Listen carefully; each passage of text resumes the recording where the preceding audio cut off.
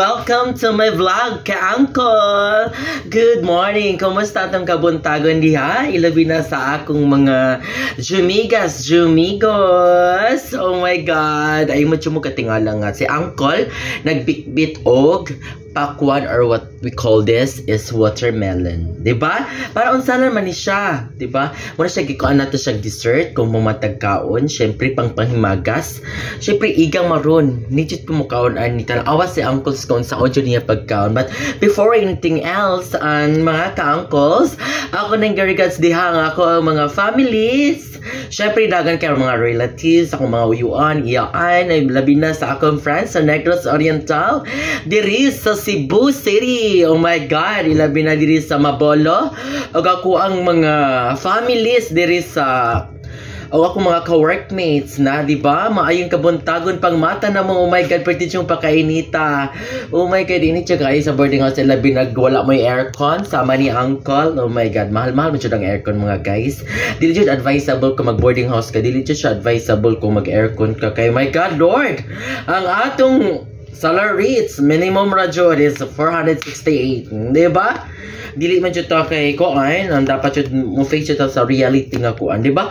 Karon sa mga kangkos ako nang gi-open ang pack 1 kung tanaw na to si uncle kung saon niya pag kaon nga sexy nga type, di ba?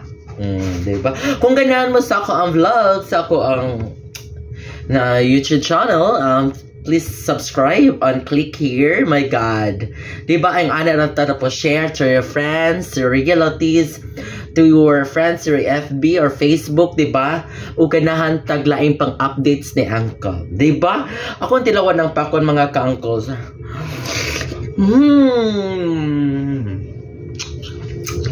Lami pa jud niya mga ka-uncles, Ginoo ko. Bugnaw nga basa-basa. Oh my God, from the word basa-basa mga ka-uncles, paborito jud nato. Oh my God. Mga ka-uncle, Ginoo ko, lami dyan kayang pakwan. Gugutuhan ko na nato, B. Kung saan pagkaon ng uncle?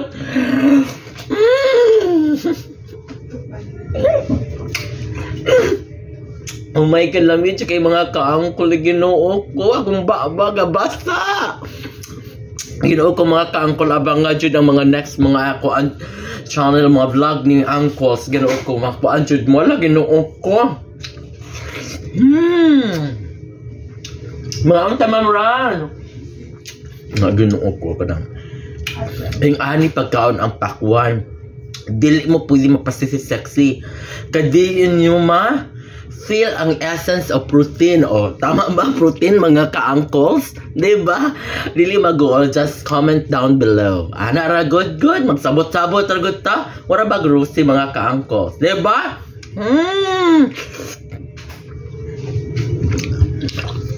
Sa una mga ka-uncles, dahil pa ato, di dyan ako paborito ng pakwan. Siyempre, murag part mo nagunin sa itong kinabuhi nga, ignorante ta, wala ta kakaon, sige mo kakitaan ng butang mga ka-uncles, pero, oh my God, wala dyan ko ikapalit mga ka-uncles. Wala dyan may ika-afford, Ginoo ko. Muna, ikaw ta sa tanaw, pangayo, Ginoo ko, mangga ratang pinalakan, maura jud. Karon mga ka-uncles, ako na siyang nag-grab, ako na siyang nag-rave ang kuan. Ang essence sa watermelon, Ginoo ko, yung ani di ay ang kuan sa watermelon mga ka-uncles, o tanaawa Ginoo ko, fresh from the oven mga ka-uncles. Diba? Pareha dyan sa kong colors kong t-shirts mga ka-uncles. Diba?